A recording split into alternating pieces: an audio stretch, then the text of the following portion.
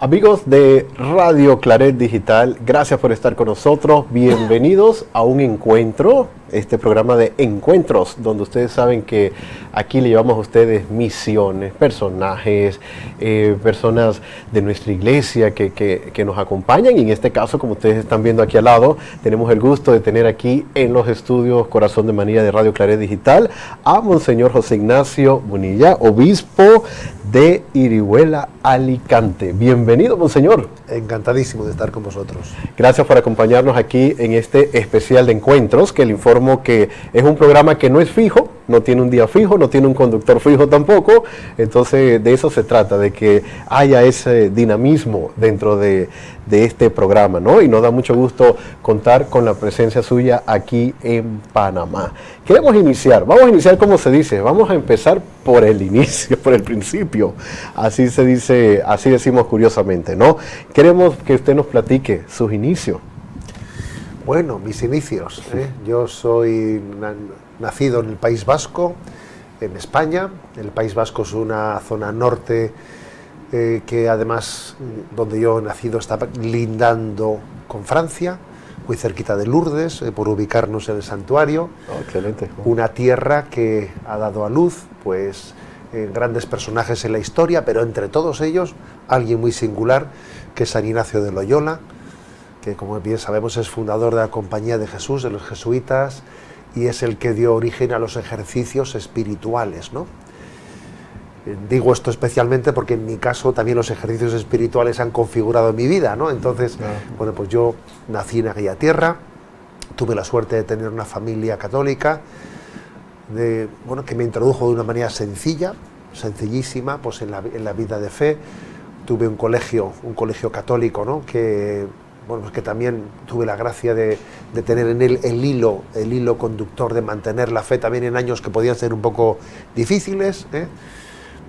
Y llegado los 17 años, jamás se me había ocurrido en mi vida, ¿no?, el poder tener vocación sacerdotal, pero llegado a esa edad, pues de repente se me planteó, ¿no?, pues esa posibilidad, esa idea, y yo siempre he querido al Señor decirle: Señor, lo que tú quieras. A mí, yo he sido educado en ese acto de confianza al corazón de Jesús. De hecho, voy a decir que cada obispo suele tener un lema episcopal, y el lema episcopal de este obispo con el que tenemos este encuentro, el lema episcopal es in te confido, en latín, en ti confío, en vos confío, ¿no? Confío en el corazón de Jesús, confío en la providencia de Dios, confío en la voluntad de Dios, ¿eh?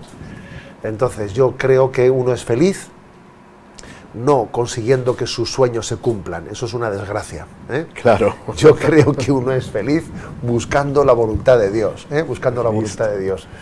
Yo muchas veces he repetido en esta vida que nosotros no somos inventores, somos descubridores, y que hay una diferencia sustancial entre las dos cosas. Somos descubridores. Eso es. Ajá. Porque yo descubro la voluntad de Dios, no la invento yo no la invento, yo la voy descubriendo, ¿eh? O sea que tenemos, ya todo está ahí, y que nosotros tenemos que ir descubriendo solamente lo que Dios quiere para nosotros. Esto es. Por ejemplo, recuerdo a un joven que cuando llegó al momento del matrimonio, le dijo, ¿no?, bueno, que sepas que yo recé muchos años por ti antes de conocerte. Okay. Fíjate, recé muchos años por ti antes de conocerte, porque yo le pedí al Señor por la que fuese a ser mi esposa, que yo no la conocía, pero Dios la conocía. Entonces yo a Dios le pido que se haga su voluntad, que se manifieste su camino, ¿no? Yo entendí que el Señor había pensado, ¿no?, tenía pensado para mí este camino del sacerdocio, y lo descubrí, porque Dios tampoco juega al escondite, ¿eh? Dios se muestra a aquellos que le buscan, ¿no?, aquellos que le piden: Señor, muéstrame tu voluntad. A veces somos nosotros los que queremos esconder. Sí. Eso dice San Agustín. San Agustín dice: no es Dios el que se esconde de nosotros, sino nosotros los que nos escondemos de Dios. Dice eso, lo dice San Agustín, ¿no? Entonces, pero cuando uno se pone delante de Dios, Dios manifiesta su voluntad. Fui al seminario, puedo decir que fui feliz, ¿no? Feliz. Que incluso son los años de oro de mi vida. Así te lo digo. Y no porque después no haya sido feliz, sino porque es que es un lujo el poder tener esos años para formarse para poder profundizar en tantas cosas, tener tiempo, que hoy en día es lo que no tenemos, ¿no? ¿Verdad? Tener tiempo. Fui sacerdote ya con 24 años, que se dice pronto, muy jovencito, con 24 años. Estuve 20 años de sacerdocio, de sacerdote en una parroquia de un pueblo que se llamaba Zumárraga, que posiblemente la palabra Zumárraga pues os suena, os resulta familiar, porque Juan Diego mostró su tilma, la tilma en la que quedó impregnada la imagen de la guadalupana ante Fray Juan de Zumárraga, que era el arzobispo de México, ¿no? De eso nos suena esa palabra, bueno, de aquella tierra, ¿no? Allí estuve como párroco 20 años en los que un sacerdote entra en todas las casas, conoce los problemas de las familias, bueno, fueron 20 años maravillosos, ¿no? Y luego, pues con 44 años recibí la sorpresa de que la Iglesia me pidió pues ser obispo. Fíjate, ya han pasado 17 años ya como obispo. Claro. La verdad es que la diferencia de ser sacerdote a ser obispo es muy grande, por lo que exteriormente te toca desarrollar, pero en mi caso voy a decir que, como yo antes de esa llamada a ser obispo ya llevé como una tarea muy importante de mi vida la evangelización a través especialmente de los medios de comunicación, y yo diariamente explicaba el catecismo de la Iglesia Católica, pues es algo que seguí haciendo como obispo, ¿no? Porque recuerdo que cuando me llamaron para ello, pues el señor Nuncio, el enviado de su santidad en España, pues yo le dije, mire, yo explico el catecismo, bueno, yo estoy diariamente en la radio, ¿no? Y debo de dejarlo para ser obispo, ¿no? Y él me dijo, hombre, un obispo tiene que predicar la palabra de Dios. Usted puede, por lo tanto, en mi caso voy a decir que, bien siendo sacerdote y bien siendo obispo, pues quizás he tenido la característica, pues de haber dedicado un tiempo especial a la predicación de la palabra de Dios, pues en los medios de comunicación, en la radio y también hoy en día en las redes sociales, ¿no? Especialmente a través de YouTube, que quizás es la plataforma que más se presta pues para la predicación explícita de la palabra. Sí. No, bastante interesante, sobre todo pues toda esta incursión en el medio de comunicación digital, como le dice YouTube.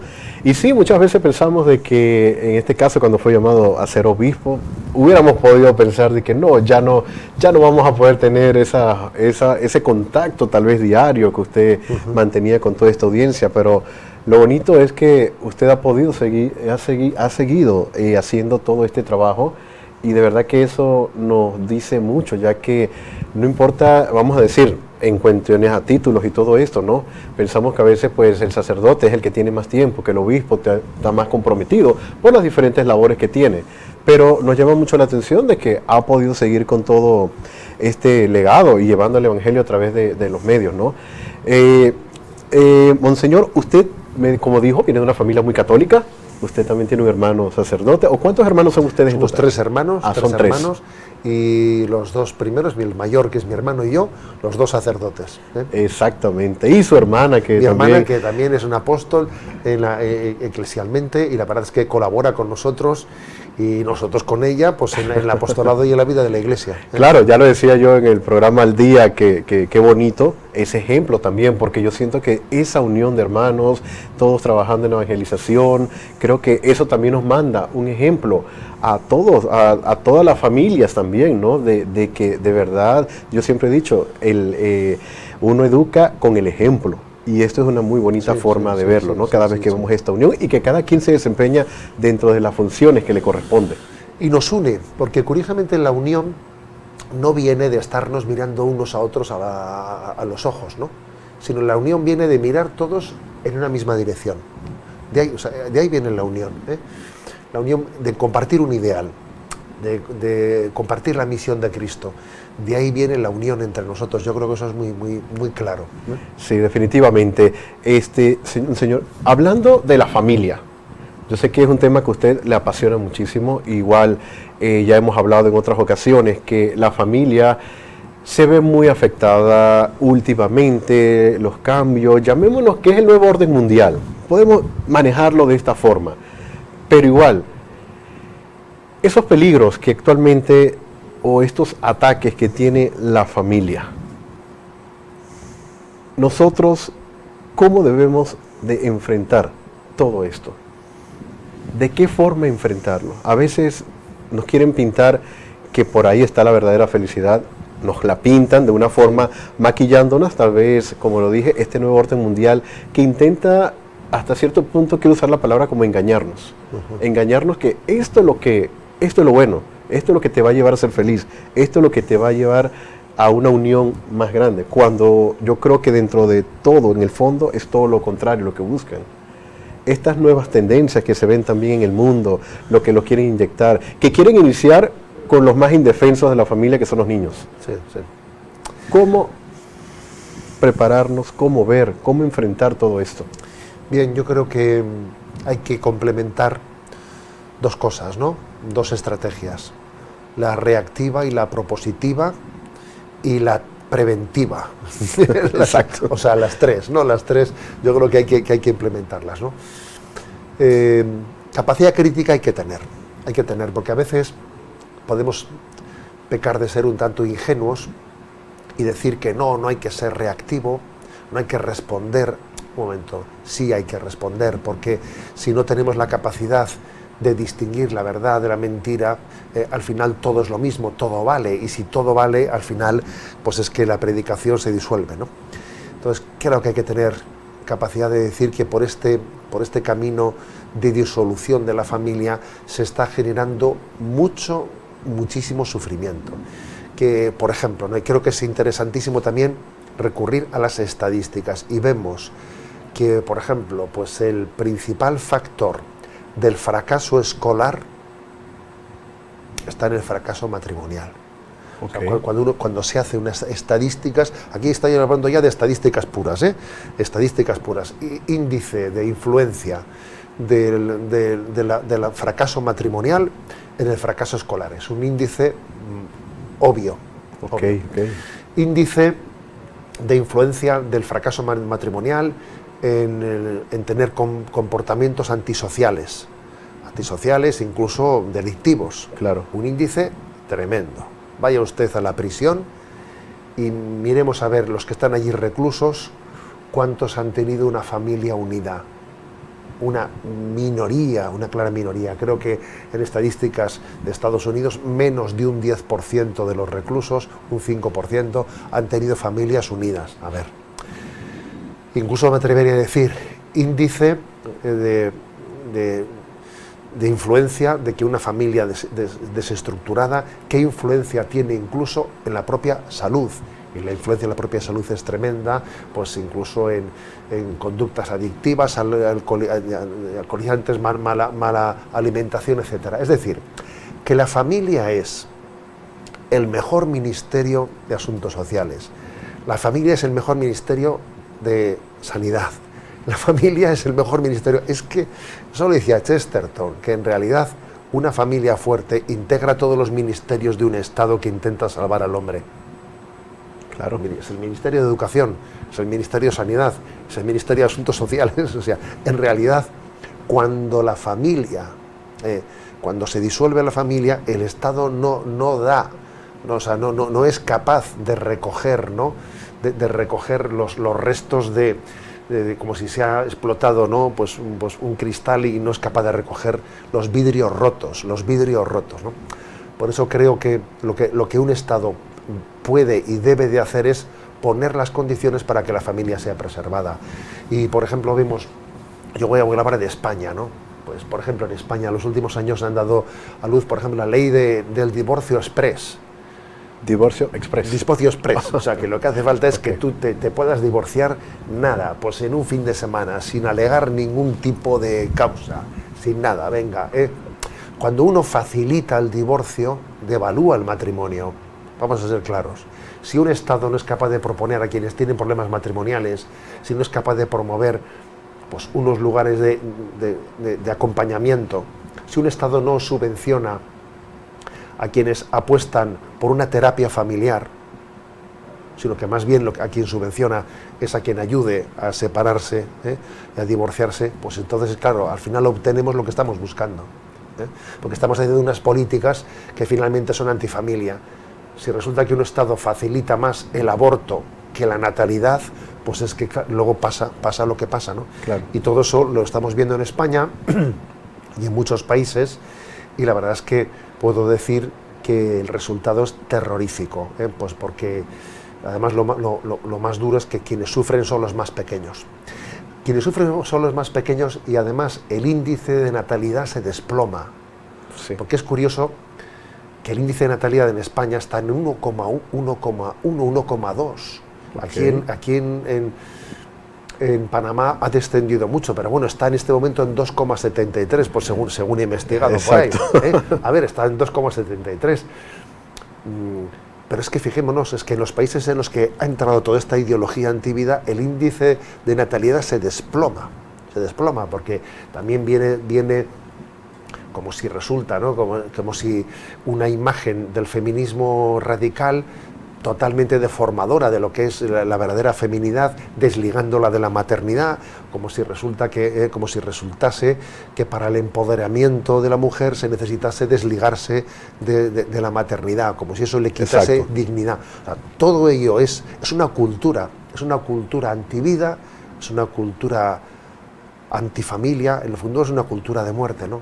Que todo ello conforma unas consecuencias dramáticas. Unas consecuencias dramáticas, que es muchísimos niños sufriendo, muchísimas crisis psicológicas, de identidad, un aumento. En este momento España es el país del mundo con el índice de consumo de ansiolíticos más grande. A ver, es un dato que alguien tendrá que explicar. Claro. Cuando se introducen determinadas políticas, cuando se introducen determinadas iniciativas en las que se va la familia desestructurando, al final el individuo desvinculado sufre tremendamente, ¿no? Y entonces España, que ha sido laboratorio de experimentación de todo este intento de rediseñar la antropología, pues resulta que es el lugar, pongo ese dato, ¿no?, el lugar del mundo de mayor índice de consumo de ansiolíticos y bastantes otro tipo de fármacos que son un indicio del sufrimiento interior que padecemos. Parece interesante todo esto que usted nos comenta, y yo siempre he pensado que el Estado, los estados en general, como que esto es lo que a ellos les conviene, ¿cierto? Acabar con la familia, que es el núcleo central de toda sociedad. Y es como usted dice, todas estas personas pues vienen de familias destruidas, familias separadas, familias que no han tenido ese calor de familia, estar unidos. Y creo que el Estado, en vez de hacer políticas por apoyar, como usted bien lo dice, la unión, el que hay que educar a la familia, que la familia siempre esté junta, todo lo contrario, creo que apoyan todas estas nuevas tendencias de separar, porque saben que a lo mejor por ahí está el éxito para ellos de obtener más poder controlar más a la sociedad a su antojo, y que la sociedad pues al final no se dé cuenta que nos están controlando. Simplemente vamos como unas máquinas, unos robots programados a hacer tal vez lo que ellos quieren que hagamos. Pues mira, a ese respecto me traes a la memoria esa reflexión que has hecho, de que decía Chesterton que el capitalismo y el comunismo se ponen de acuerdo por razones distintas, pero se ponen de acuerdo en su ataque a la familia. El comunismo o el marxismo, porque en el fondo lo que quiere es que el sujeto sea un sujeto que esté ligado solamente al partido y que no tenga digamos, ningún elemento de vinculación, sino al partido, a su partido político. Y al capitalismo le interesa que el individuo sea un puro consumidor. Y cuanto más aislado esté, más consumirá, porque lo que es cierto es que si vivimos en familia somos austeros, y cuanto una familia es más fuerte, es más austera, porque 6 individuos sueltos, cada uno por su lado, consumen mucho más, sí, que 6 individuos viviendo donde sabemos economizar, donde sabemos compartir las cosas, no únicamente, para empezar por el techo, claro, compartiendo el techo, compartiendo la vida, compartiendo la comida, la ropa, todo, ¿no? El capitalismo prefiere tener como interlocutor al individuo antes que a la familia. Y el marxismo también por otro motivo, lo cual quiere decir que tenemos que ser conscientes, ¿no?, de que si la familia no se cuida a sí misma, nadie lo va a hacer por ella. Está comprobado, lo estamos viendo. Lo estamos viendo. Sí. Entonces, la familia tiene que cuidarse a sí misma, y las familias tienen que encontrarse entre ellas encontrarse y conformar iniciativas de defensa de su identidad, ¿no? Y de sus derechos, ¿no? Y aquí es donde podemos ver el tema también que usted lo ha tratado, porque lo estuve viendo en una de sus exponencias, los ataques a los valores de la familia. Estos ataques que lo estamos viendo frecuentemente por todos lados, pues una y otra, que como que nos desestabiliza y no sabemos para dónde, que muchas veces, como ya dijimos, nos confunden. No sé si también todo esto tiene que ver, o puedo introducir el tema, si es válido, el tema de la secularización. Sí, yo creo que claro que tiene una ligazón, sin duda alguna, ¿no? Porque, por ejemplo, el hecho de la patria potestad de los hijos, ¿no? El hecho de que todas estas iniciativas que se van tomando cada vez van restando la patria potestad de los padres. Cada vez más es el Estado el que va asumiendo la capacidad de conformar la conciencia de los niños. O sea, cada vez hay más Estado y menos familia. También me atrevería a decir, cada vez hay más Estado y menos sociedad. O sea, las iniciativas sociales son menores, son iniciativas estatales, ¿no? En el fondo es un ataque al principio de subsidiariedad, porque para nosotros en el mundo católico siempre hemos pensado que el principio de subsidiariedad es signo de una sociedad sana, claro. Una sociedad que se encuentra para tener iniciativas, ¿no? Pues por ejemplo, pues unos vecinos que dicen vamos a juntarnos para crear una asociación para defender esto. Nosotros nos juntamos. Una sociedad sana tiene un movimiento asociacionista grande para defender ideales grandes. Pero una sociedad ya enfermiza es aquella en la que los movimientos sociales son muy pequeños, ya nadie se asocia para nada y dejamos todo en manos de Papá Estado. Claro. Papá Estado, que es el que se supone que nos lo da todo hecho, claro, a cambio de que al final la conciencia está generada por unas ideologías que son las que se nos imponen, ¿no? Entonces este es un drama, es un drama, o sea, la familia tiene que reivindicar la patria potestad sobre la educación de los hijos. En España hemos llegado a tener una ministra de Educación, pues que dijo de una manera pública, absolutamente pública, ¿no? Pues en sede política, ¿no? En una rueda de prensa, que de ninguna manera se puede decir que los hijos son de sus padres, ¿no? Sí, escuché. Sí, eso fue muy famosa, sí, fue muy famosa, claro, esa expresión, ¿no?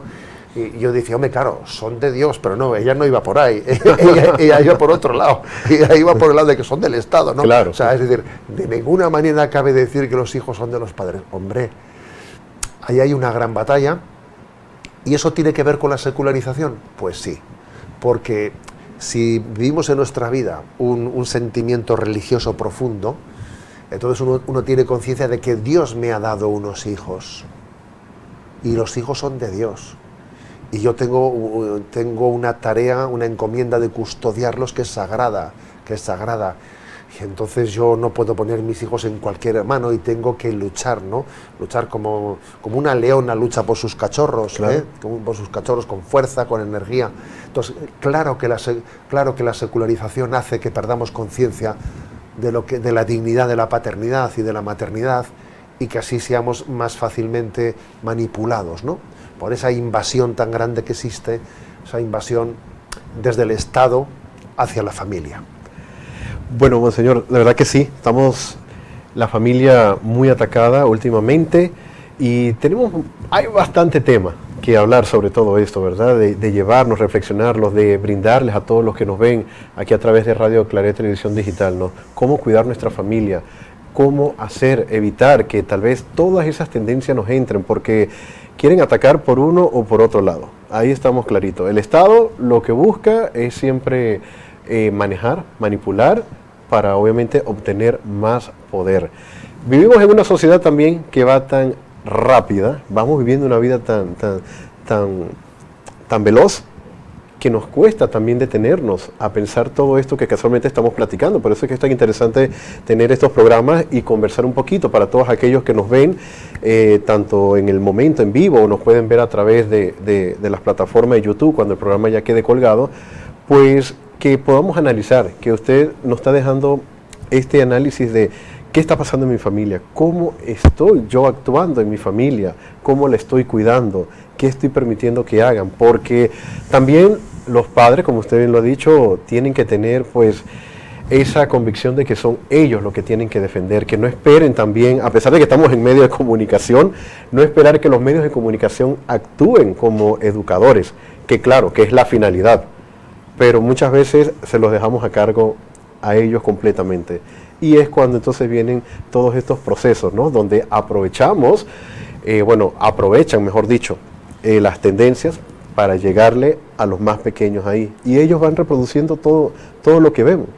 Sí. Todo lo que ven lo van reproduciendo. Hay que discernir mucho, hay que discernir, por ejemplo, nuestros hijos, qué medios de comunicación consumen, etcétera. Ahora mismo hemos sido testigos de la apuesta que han hecho pues esos grandes productoras como Disney por intentar introducir en sus películas hechas con un derroche de medios increíble, con unas producciones millonarias en el coste de los programas, ¿no? Pues para introducir la ideología de género.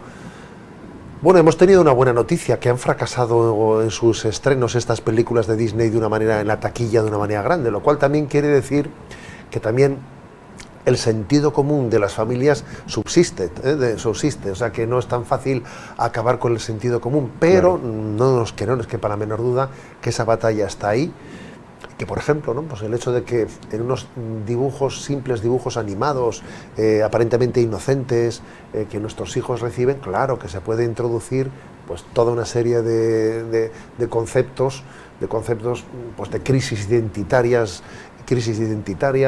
de la propia percepción de la sexualidad, etcétera, etcétera, y eso está aconteciendo. Hay una manipulación, hay una manipulación de las conciencias de los niños que en algunos países como España están generando una especie de, así lo han dicho algunos, con ese término de epidemia de disforia de género, que en algunos lugares se ha multiplicado hasta por 60, multiplicando por 60, pues precisamente pues porque ese tipo de planes, entre comillas, educativos, lo que hacen es introducir confusión en unas edades en las que pues la madurez no está formada, no está formada, y entonces pues en España existe una clara conciencia, bueno, y además percibimos además como cuando en algunos países esto se está introduciendo, en los que se introdujo ahí hace ya bastante tiempo, se está dando pasos para atrás. Por ejemplo, en Finlandia se ha paralizado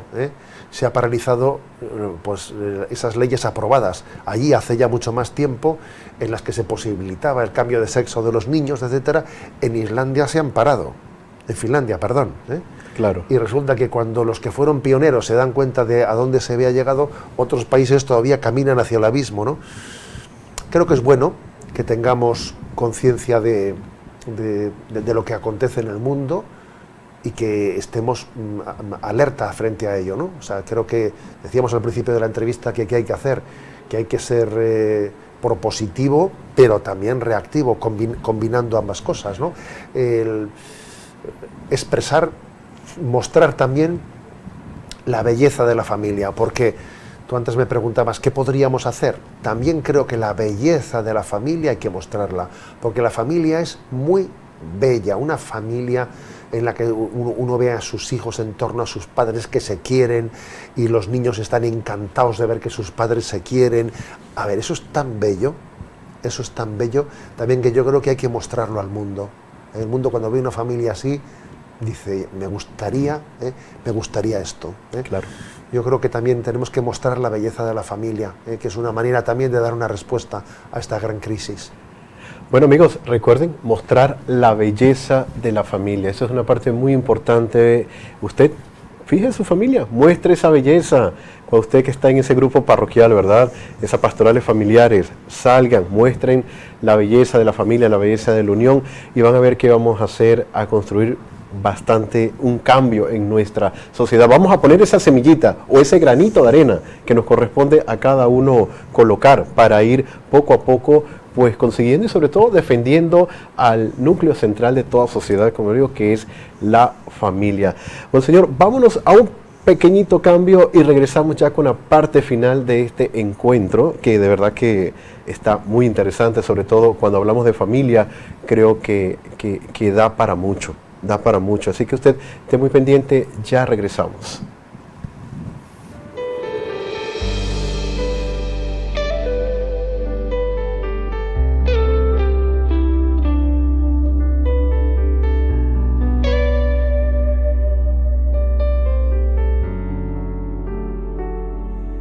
De los regalos, de esos que da la vida, son los abrazos, esos gestos y las melodías. Son los detalles, son las miradas y esas vivencias compartidas. Cuán especial es esta joya llamada familia. De los tesoros más preciados del sueño, llegar a casa y encontrar unos brazos abiertos, ser parte de un taller modesto con carpinteros imperfectos, aun con heridas y defectos. Así yo la quiero. Mi familia es un regalo de Dios, donde aprendemos a amar sin condición, donde el llanto compartido atenúa el dolor, y con pinceles diferentes pintamos el amor. Mi familia es un regalo de Dios, donde aprendemos a amar sin condición, donde el llanto compartido atenúa el dolor, y con pinceles diferentes pintamos el amor. Quiero simplemente en este día darte gracias por la alegría de este don,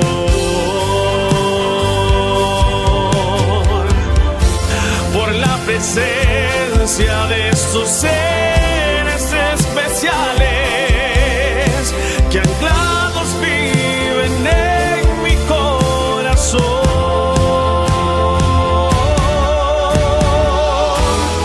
Mi familia es un regalo de Dios, donde aprendemos a amar sin condición, donde el llanto compartido atenúa el dolor, y con pinceles diferentes pintamos el amor. Mi familia es un regalo de Dios, donde aprendemos a amar sin condición, donde el llanto compartido atenúa el dolor, y con pinceles diferentes pintamos el amor, y con pinceles diferentes pintamos el amor.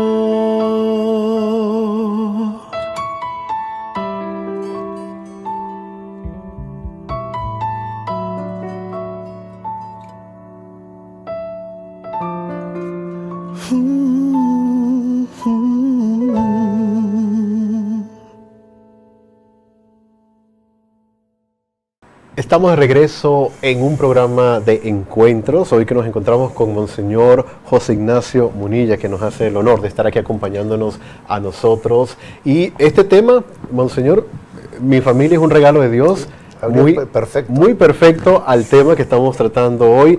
Y para que sepamos, es un regalo, hay que cuidarlo, es como el templo. Hay que cuidarlo, hay que maquillarlo. Como usted dice, como lo dijo, hay que pasar revisión a la familia. Así como lo hacemos con el carro, nos estaba comentando, tenemos que chequear cómo está nuestra familia, aunque sea una vez al año, ¿no? Para ir viendo dónde tenemos que ir mejorando, dónde vamos bien. De verdad que es bien importante. Monseñor, dentro del tema que venimos conversando, yo le había dicho ahorita que estábamos en la pausa musical que me había llamado la atención el tema que usted ha manejado de la esclavitud degradante. Bueno, a ver, esa es una cita de Chesterton en la que él dice que el catolicismo nos libera de la esclavitud degradante de ser hijos de nuestra época. ¿Qué quiere decir eso? Exacto. A ver, es una frase que dice, ¿qué significa esa frase? Sí. Quiere decir que nosotros tenemos el riesgo de que dependiendo de qué época seamos, asumamos como normal cosas que en esa época se viven como normales, pero no son normales, serán corrientes, pero no son normales, ¿no? Entonces, claro, pues eso puede ocurrir. Imaginémonos que hubiésemos vivido en esa época en la que se dirimían las diferencias batiéndose en duelo. Claro. A ver, y entonces yo como soy hijo de esa época, eso es normal, perdón, no es normal batirse en duelo para dirimir una diferencia, ¿no?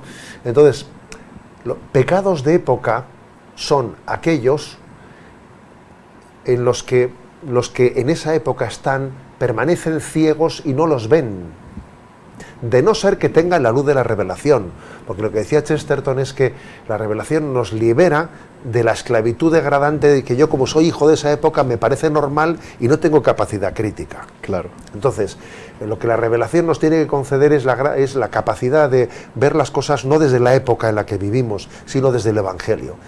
Y por mucho que sea normal, mejor dicho, por mucho que sea frecuente, pues por ejemplo, pues el recurso a las drogas será frecuente, pero no es normal, no es normal. Entonces yo creo que aquí hay que saber distinguir, ¿no?, entre lo que es frecuente y lo que es normal. Habrá cosas frecuentes, pero habrá cosas corrientes. Ajá. Pero lo corriente y lo normal no es lo mismo. Entonces, lo corriente es lo que el mundo vive, pero lo normal es lo que el Evangelio nos ilumina. Nosotros tenemos que ser normales, no corrientes, claro. No corrientes, normales. Entonces, a mí esto me lo dijo un profesor siendo yo joven, ¿no? Y me decía, mira, será, por ejemplo, pues corriente que las fiestas, los jóvenes por la noche, pues se tomen alcohol y se emborrachen, o que fumen marihuana. Eso es corriente, pero no es normal. No es normal. Y es normal que una familia rece unida, que rece el rosario, que esté unida en la Eucaristía. Es lo normal, aunque no sea corriente. Claro. A ver, sí, ahí va, se va entendiendo. A ver, yo creo que por lo tanto esos dos conceptos hay que distinguirlos. Y cuando Chesterton dice, es el Evangelio, es el catolicismo el que nos libera de la esclavitud degradante de ser hijo de una época, porque es una esclavitud el que yo, como soy hijo de esta época y como en mi entorno todo el mundo hace esto, pues yo también lo asumo como normal. Pues no es normal. Claro. ¿Quién me libera de esa incapacidad de ver la realidad? El Evangelio. Claro.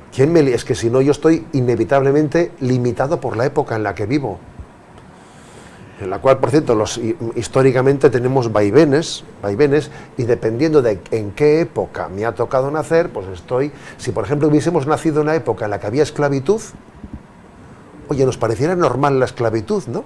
Claro. Nos pareciera normal tener esclavos, ¿o qué? Porque yo he nacido en la época de la esclavitud. A ver, no, esa es la luz del Evangelio, esa es la luz de la revelación que nos permite superar las cegueras epocales. las cegueras epocales. Ajá. Solamente la revelación nos permite, ¿no?, tener esa capacidad más allá de los eclipses, porque hay eclipses de la razón. Por ejemplo, el hecho de que hoy en día se diga, no, el aborto es un derecho, perdón, eso es una barbaridad. Es el eclipse de la razón el que lleva a decirte eso. Yo necesito una luz superior, que es la luz de la revelación, porque por eso Dios se ha revelado. Dios se ha revelado, se ha descubierto, ha hablado, porque el hombre necesita de esa luz para superar los errores de las épocas. Claro.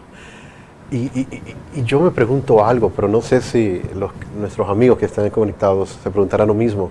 ¿Será que estamos esclavos nosotros actualmente?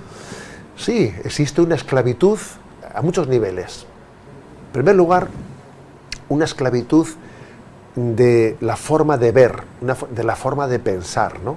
Sin duda alguna se nos van pegando criterios de tipo practicista, de tipo utilitarista, ¿no? Se van pegando criterios, criterios desde los que uno juzga la realidad. Eso se va pegando. También estamos esclavos a otros niveles de una manera muy preocupante, ¿no? Por ejemplo, cuántas veces esta sociedad hedonista nos atrapa en las comodidades y en los placeres. Entonces tú ya estás atrapado, ¿eh?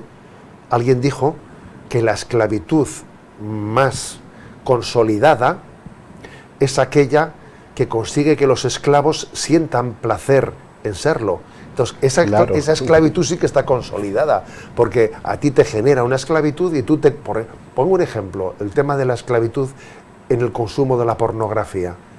Si alguien se llega a hacer un esclavo en el consumo de la pornografía, siente placer en ser esclavo, con lo cual es una esclavitud casi de peor grado que la que existían en otro tiempo, en el que por lo menos a un esclavo era imposible confundirle pensando que no era esclavo, porque, claro, porque estaba siendo maltratado y él sabía que era esclavo. Pero es que ahora estamos siendo maltratados y pensamos que somos libres. Entonces creo que eso es una degradación, porque en el fondo han conseguido esclavizarnos, engañándonos y pensando que somos libres. Y en realidad nos han quitado la libertad de dar la vida, la libertad de pensar por nosotros mismos, la libertad de amar. Entonces yo creo que tenemos que tener esta capacidad crítica frente a esta invasión, ¿eh? Y por ahí mismo nos van metiendo este concepto también de la libertad individualista. Sí. Nos van haciendo pensar de que Sí, es un concepto de libertad absolutamente cercenado, un concepto de libertad que es hacer lo que me da la gana, hacer lo que me dé la gana, una autodeterminación. Claro, olvidándose de que la libertad, como Jesús nos dijo, es la verdad la que nos hace libres. O sea, la libertad es un medio para entregar nuestra vida a una verdad. Porque si tú te quedas con el medio y no existe verdad, no existe meta, ¿qué hago con la libertad? Darme vueltas a mí mismo, pues para decir que yo, y caes en un narcisismo. La libertad es un medio, ¿no? No es un fin. No es un fin. Claro, uno dice, quiero ser libre, sí, y ahora que lo soy, ¿qué hago? A ver, un momento, claro. Un momento. La libertad está al servicio de la verdad, ¿no? San Agustín, él dice, la libertad es la capacidad de determinarnos para el bien. O sea, uno no puede hacer una definición de la libertad, que la libertad es lo que yo quiera. A ver, es la capacidad de determinarme para el bien. Dios nos hizo libres para amar, nos hizo libres para la verdad, ¿no? Y sin embargo se ha difundido una imagen de la libertad que es encerrada en sí misma. Y aparte que no es cierto que sea libertad. Claro. Cuando uno dice, yo hago lo que me da la gana, sí, tú haces lo que te manda tu gana, que es esclavizadora, ¿eh? O sea, que en el fondo tus ganas, tú no tienes un señorío frente a tu estado emocional, es tu pereza la que manda sobre ti, son tus ganas, es tu pereza la que manda sobre ti, no eres tú el que tiene señorío sobre ello. Hago lo que me da la gana, ya, estás esclavizado por tus ganas, ¿no? Exacto. O sea, entonces, a ver, hay que rescatar ese concepto de, o sea, que tenemos que quitar el velo de los ojos, para descubrir que nos están engañando, que esta cultura nos engaña, ¿no? Nos promete libertad y nos esclaviza. Mientras que Jesucristo nos pide que cumplamos los mandamientos y nos libera. Y esta paradoja es muy importante descubrirla. Este mundo jamás habíamos reivindicado tanto la libertad y jamás habíamos sido tan esclavos. O sea, jamás el mundo había tenido tantos adictos, tantos esclavos. En el nombre de la libertad. A ver, ¿esto cómo es posible? Sí. Es que estoy pensando y analizando todos estos conceptos y a veces hasta nos da miedo, porque tal vez usted que nos está viendo o yo que estoy aquí, a lo mejor somos esclavos y no nos hemos dado cuenta. Sí. Entonces, hemos brincado de términos en términos que veníamos hablando de la familia. He mencionado dos términos ahí bastante interesantes. ¿Por qué? Por el hecho de que, como veíamos, que todo el mundo dice, lo queremos ver normal. O también las expresiones que dicen hoy en día, pero es que hay que dejarlo ser lo que quiera hacer. Si esa persona se sienta a gusto siendo de esta forma, que sea feliz. Entonces, ahí vamos entendiendo todos estos conceptos. Sí, porque claro, dicen, no, que haga lo que quiera, que sea feliz. No, a ver, no es no percatarse de que no es lo mismo voluntad, no es lo mismo mi voluntad que mi apetencia. A ver, no es lo mismo. Saber distinguir mi apetencia de mi voluntad, ahí nos va la vida en esa distinción. Si yo confundo apetencia con voluntad, voy a ser muy fácilmente esclavizado, porque claro, la apetencia ya sabemos a dónde va, al mínimo esfuerzo, al mínimo esfuerzo. Pero sin embargo la voluntad es capaz de afrontar grandes retos, la apetencia no, la voluntad sí. Claro. La voluntad sí, ¿no?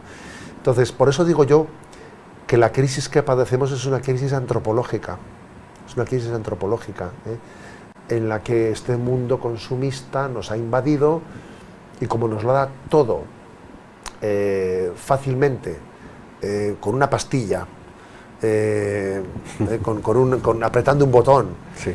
todo nos lo consigue fácilmente, al final nos hemos acostumbrado a ser atrapados por la inmediatez de lo fácil, de lo cómodo, pero al final no reina nuestra voluntad, no reina la voluntad, sino que nuestra voluntad es de alguna manera arrastrada por las apetencias, que hacen que al final, si no vives como piensas, acabas pensando como vives, ¿no? O sea, es decir, si no son tus ideales los que ponen adelante el orden de tu vida, si tu vida se desordena, al final es ese desorden el que cambia tu manera de pensar y tú justificas ya todo. Nos vamos desviando de lo que debe ser trascendente para nosotros en nuestra vida. Sí.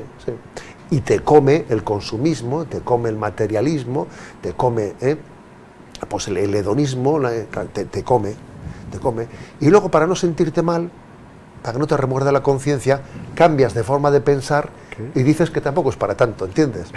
Ya, pero eso es una especie de recurso de última hora para que yo así no me remuerda la conciencia y digo, es que estamos en otros tiempos ya, no vamos a decir como antes que... Ese era el tiempo de los abuelitos. Ahora estamos en otros tiempos. Y quiero justificar todo con este... Entonces cambio mi forma de pensar, me adapto al desastre que hemos generado y digo que tampoco es para tanto y asunto solucionado. Claro. Bueno, ahí tenemos mucho que analizar, mucho que pensar. De verdad que nos están estremeciendo, ¿verdad? Para ver si de verdad somos esclavos o no somos esclavos. Usted haga un análisis, definitivamente, haga un análisis suyo, personal, después de su familia. Y hay que ir, pues, pidiéndole a Dios que nos vaya guiando para poder nosotros sacar adelante a nuestra familia, que es el punto central de la sociedad, como lo he dicho, y que tenemos que rescatarla. Bueno, no es que la familia está perdida, no, pero corremos el riesgo. Corremos el riesgo. Sí, porque de alguna manera todos estos conceptos que yo estoy utilizando son conceptos que uno, cuando analiza la deriva de la sociedad, ve, ¿no?, cómo se van imponiendo, pero hay que tener cuidado de que no seamos meros espectadores, como si diciendo esto pasa a la sociedad. Ojo, esto pasa y nos pasa a nosotros. O sea, siempre creo que hay que combinar la capacidad crítica con la autocrítica, porque no somos meros espectadores de esta crisis, también la padecemos. Claro. Yo he dicho más de una vez, el que esté libre de pecado, que tire la primera piedra. Eso también lo padecemos.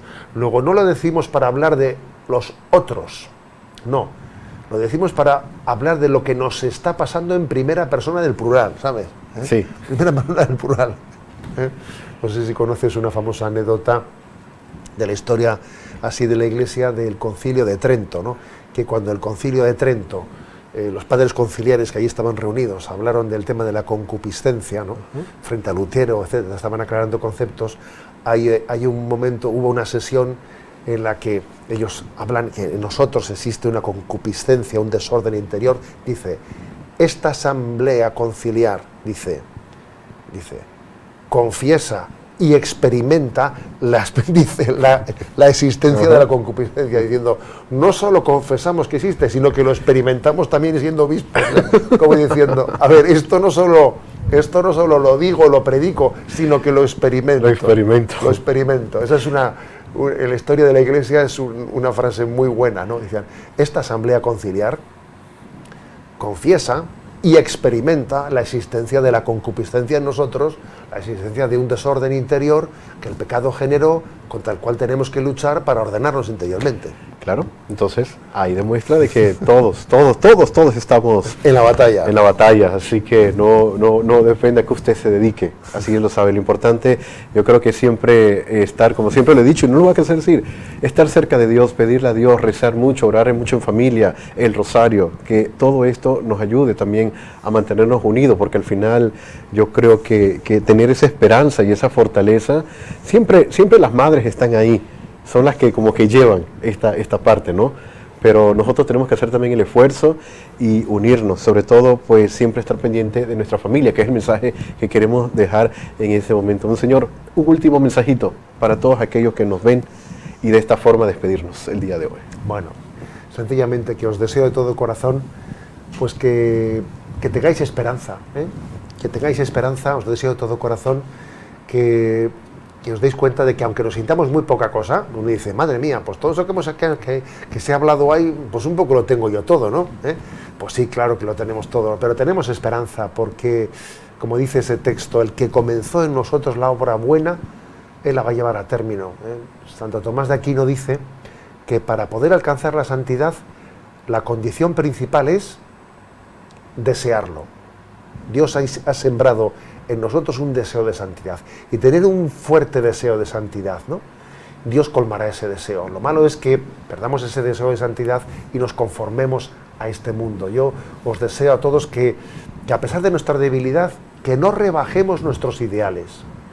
Nuestra realidad será pobre, de acuerdo, pero mis ideales no se negocian, son ideales que los voy a mantener alto y los voy a renovar, y cada vez que me ponga delante de la palabra de Dios, los ideales los voy a mantener aquí, y aunque parezca que el listón está en un sitio en el que no puedo saltarlo, ya se encargará el Señor de poner un ascensor para que yo suba. El Señor pondrá el ascensor, pero mis ideales no se rebajan, este es nuestro deseo.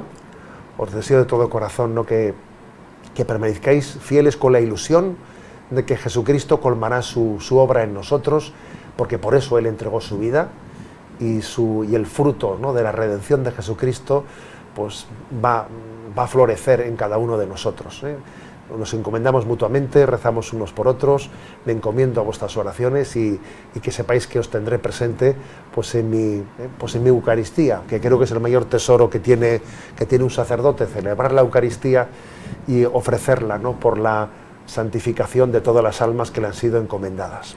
Monseñor, muchas gracias. Muy bien. Monseñor José Ignacio Munilla, aquí en Encuentros.